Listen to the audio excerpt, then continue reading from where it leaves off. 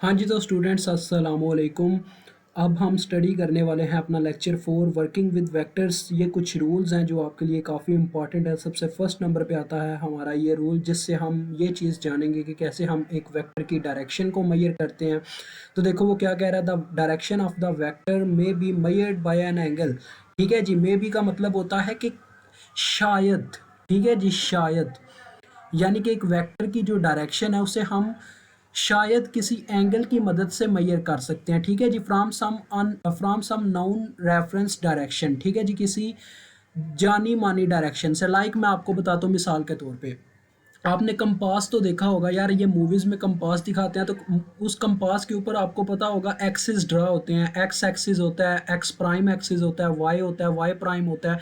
जैसे आप ये मैथ में ट्रिग्नोमेट्री में देखते हो, सेम टू सेम उसी तरह से उसके ऊपर एक्सिस होते हैं। और वो जो कंपास होता है उसमें जो डायरेक्शन दिखा रहा होता है वो नॉर्थ की तरफ दिखाता है। तो वो क्यों कैसे दिखा रहा होता है? एक एंगल की मदद से, लेकिन एक रेफरेंस डायरेक्शन नॉर्थ साइड पे। ठीक है, इसी तरह से एक्स एक्सिस की जानिब, जैसे मैं मिसाल दे रहा हूँ कि अगर हम डायरेक्शन जानना चाहते हैं ना, वेक्टर की डायरेक्शन क्या है, तो उसे हम किसी एक जानी मानी डायरेक्शन की मदद से एंगल, बाय मेजरिंग एंगल हम उसको मालूम करेंगे। लाइक मैं कहता हूँ एक्स एक्सिस से इसका 30 डिग्री का एंगल है, तो ये मैं उसकी डायरेक्शन बता रहा हूँ। ठीक है जी। और आगे वो कहता है the negative of v is a vector minus v having the same magnitude as v but directed in the sense opposite to v। यानी कि यार वही न्यूटन की जो थर्ड लॉ वाली बात है कि action and reaction are equal but opposite in direction. यानी कि एक्शन और रिएक्शन इक्वल होता है मैग्नीट्यूड में, लेकिन डायरेक्शन में अपोजिट होता है। अब यहाँ पे जरा गौर कीजिए, ये हमारा v एक वेक्टर था जिसे हमने, ये हमारा x एक्सिस का लाइन है। ठीक है जी, ये ओरिजिन का पॉइंट है, ये जो डॉट नजर आ रहा है। देखें यहाँ पे हमने x एक्सिस की मदद से हमने फर्ज कर लिया कि ये जो वेक्टर है ये थीटा एंगल पर पड़ा हुआ है। ठीक है, जिसका जो एंगल है वो थीटा है। अब ये कुछ भी हो सकता है, जैसे ये नजर आ रहा है ये 30 डिग्री लगता है, 30 डिग्री के आसपास लगता है। तो ये न्यूटन का थर्ड लॉ इसने अप्लाई करके यहाँ पे हमें बताया कि अगर इसका नेगेटिव लें, यानी कि इसका हम अपोजिट करें, एक्शन का हम रिएक्शन बनाएं, तो ये माइनस वी तो बन जाएगा, इसकी मैग्नीट्यूड माइनस में हो जाएगी। मैग्नीट्यूड सेम है, वी वी ही है। यानी कि वी की वैल्यू अगर 5 होती ना तो ये भी 5 ही है, लेकिन डायरेक्शन अपोजिट होने की वजह से साथ में माइनस लग गया, यानी कि वो -5 हो गया। इस तरह से मैं मिसाल दे रहा हूँ। ठीक है, और अगर एंगल की बात करूँ ना, अगर फॉर एग्जाम्पल ये 30 डिग्री एंगल है, थीटा यहाँ पे 30 डिग्री है, तो इसके लिए थीटा 210 डिग्री होगा, क्योंकि यहाँ पे जो लाइन आएगी वो 180 डिग्री की होगी, और 180 डिग्री में 30 डिग्री और जमा होगा तो 210 डिग्री बन जाएगा। तो ये असल में इसकी मिसाल है। तो ये इसका फर्स्ट लॉ था जिसमें हमें बताया गया कि जब भी हम कभी किसी वेक्टर की डायरेक्शन को मालूम करना चाहेंगे तो उसमें दो चीज़ें दरकार होंगी। एक तो एक्सिस, यानी कि किस एक्सिस के अकॉर्डिंग आप मालूम कर रहे हो, और दूसरे नंबर पे कितने एंगल पे वो आपका वेक्टर पड़ा हुआ है। ठीक है जी, ये दो चीज़ें।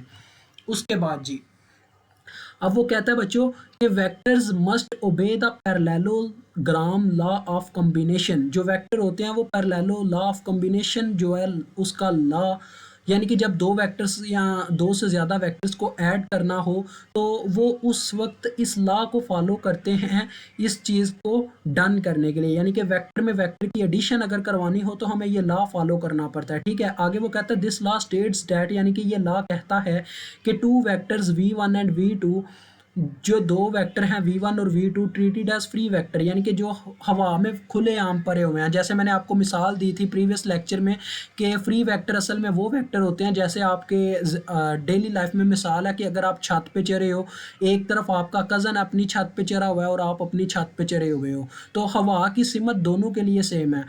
हो सकता है दोनों के लिए मशरिक साइड पे हो सकता है दोनों के लिए मगरिब साइड पे हो। ऐसा नहीं हो सकता कि एट अ टाइम दोनों के लिए ऐसा हो, एक मशरिक की साइड पे हो दूसरे के लिए मगरिब की साइड पे हो, ऐसा नहीं हो सकता। ठीक है, सेम डायरेक्शन में होगी, तो that is called free vectors. ये मैंने मिसाल दी हुई है।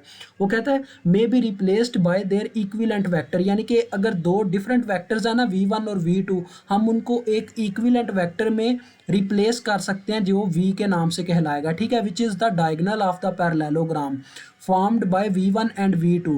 यानी कि ये आपको भी एक शेप नजर आएगी, ये देखें ये शेप्स नजर आई हैं। देखें ये v1 और v2 मेरे पास दो वेक्टर थे, मैंने इनको एक वेक्टर में कन्वर्ट करना चाहा, इक्विवेलेंट वेक्टर v में। तो मैंने क्या किया, पैरेललोग्राम का लॉ लगाया। देखो इन दोनों को एक साथ जोड़ा। ठीक है बच्चों, एक साथ जोड़ने के बाद उनमें से जो थर्ड वेक्टर यहाँ से निकला वी वेक्टर, ठीक है जी, जो एक स्पेसिफिक एंगल पे जा रहा होगा। अब वो स्पेसिफिक एंगल कितना होगा वो हम मालूम करेंगे इस लॉ की मदद से, वो भी आपको आगे जाके न्यूमेरिकल्स में पता चलेगा, ठीक है। तो लिहाजा आप यहाँ पे देख सकते हो V1 और V2 के बीच में ये V एंगल निकल रहा है, यहाँ पे V वेक्टर निकल रहा है। यहाँ पे आप चाहो तो V2 को उठा के यहाँ पे भी रख सकते हो, ये देखो उसने यहाँ पे शो आउट करवाया कि V2 यहाँ पे भी हो सकता है। तो लिहाजा आपके पास V वेक्टर एक वेक्टर में ये कन्वर्ट हो जाएगा, इनका इक्विवेलेंट वेक्टर आ जाएगा। अब देखो बच्चों, ये तो इनको प्रेजेंट करने का तरीका है। अभी हमें ये नहीं पता कि V वेक्टर की मैग्नीट्यूड कितनी है जो हमने इक्विवेलेंट निकाला है, और उसका एंगल कितना है, ठीक है। वो दोनों मालूम करने का देखो ये उसने नीचे फार्मूला बताया हुआ है कि V वेक्टर अगर आप मालूम करना चाहते हो तो सिंपल इन दोनों वेक्टर्स को जमा कर दो, ठीक है। इसकी मैग्नीट्यूड आपको पता चल जाएगी। डायरेक्शन कैसे मालूम करते हैं वो भी आगे आ जाएगा। ये देखें, अब नेक्स्ट स्लाइड में सबसे फर्स्ट पॉइंट है, अगर हम इनका डिफरेंस मालूम करना चाहें, एडिशन की बजाय हम सब्ट्रैक्शन करना चाहें तो कैसे करेंगे। देखो वो कह रहा है the difference V1 minus V2, यहाँ पे आपको साफ नजर आ रहा है V2 की डायरेक्शन अपोजिट होगी या V1 पॉजिटिव ही है, between the two vectors is easily obtained by adding. देखो एडिशन ही हो रही है, लेकिन अब हमने V2 की डायरेक्शन को अपोजिट कर दिया, यानी कि न्यूटन के थर्ड लॉ की बात हो रही है, हमने एक्शन को रिएक्शन बना दिया है।